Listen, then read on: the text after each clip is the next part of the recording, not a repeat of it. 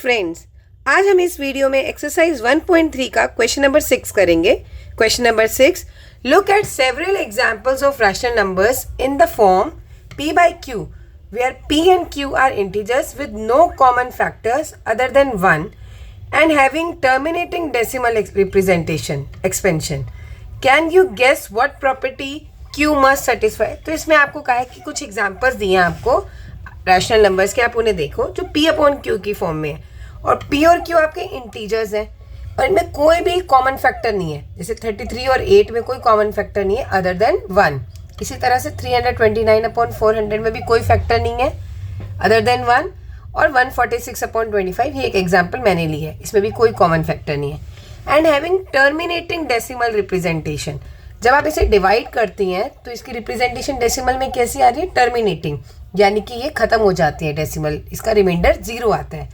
तो ऐसी कौन सी प्रॉपर्टी है q की? q यानी कि आपका डिनोमिनेटर, ये जो q है 8, 4, 125, इनकी ऐसी क्या प्रॉपर्टी है that it should satisfy this?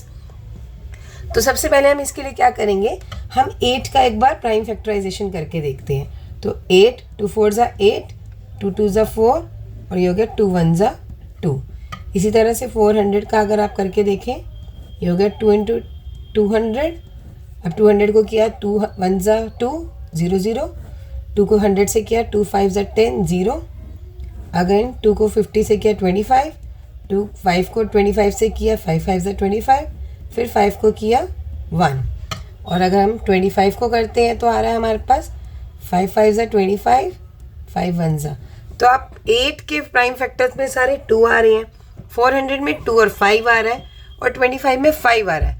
तो आपका जो q होना चाहिए, जो डिनोमिनेटर है, उसके जो फैक्टर्स हैं या तो वो 2 की पावर्स में है या वो 5 की पावर्स में है, तभी आपकी ये प्रॉपर्टी सेटिस्फाई हो रही है कि अगर हम इन नंबर्स को डिवाइड करते हैं इनसे तो हमारा जो नंबर्स आ रहे हैं वो डेसिमल रिप्रेजेंटेशन कैसी आ रही है? टर्मिनेटिंग आ रही है। तो q की क्या प्रॉपर्टी हो गई? q की प्रॉपर्टी हो गई, हम लिखेंगे द प्राइम फैक्टराइजेशन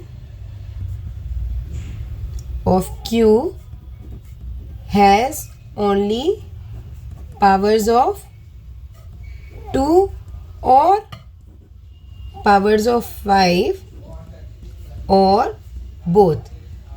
तो इसमें जो q है उसकी या तो डिनोमिनेटर में जो हमारे पास q है उसको जब हम प्राइम फैक्टर कर रहे हैं या तो 2 के फैक्टर्स में आ रहे हैं या 2 5 में आ रहे हैं या 5 में आ रहे हैं। तो ये प्रॉपर्टी अगर होगी तो हमारी डेसिमल एक्सपेंशन जो होगी वो टर्मिनेटिंग डेसिमल एक्सपेंशन होगी।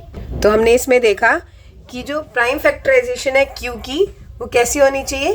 पावर्स ऑफ 2 होनी चाहिए या 2 and 5 होनी चाहिए या फिर सिर्फ 5 की होनी चाहिए, तभी आपका जो आंसर होगा वो टर्मिनेटिंग डेसिमल रिप्रेजेंटेशन होगा। Question finish.